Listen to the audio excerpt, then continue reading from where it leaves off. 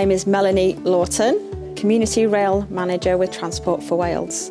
Today we are here with Creating Enterprise. They are the new tenants of one of our disused spaces that we have brought back to life for community use.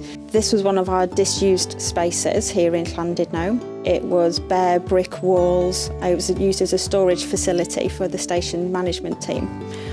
Over the process of 12 months, we've been able to transform this space into a bright, vibrant community space where tenants of Creating Enterprise and members of the public can come in, make connections.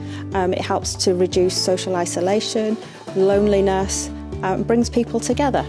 I'm Judith Roberts.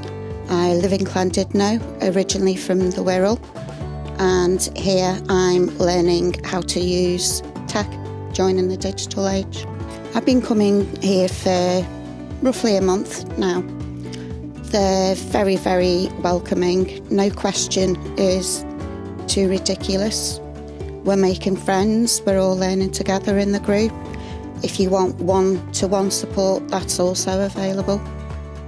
My name is Andrew Bowden. I'm Group Chief Executive of Cartrefi Conwy. It's really quite exciting what Transport for Wales are doing, because I think this is kind of something that perhaps I've discussed in the past, but actually hasn't been delivered. So I think this is kind of really that step change of actually Transport for Wales engaging with the third sector, with companies like Cartrefi Conwy, Creating Enterprise, to actually deliver those community services within a great facility as this train station in Llandudno.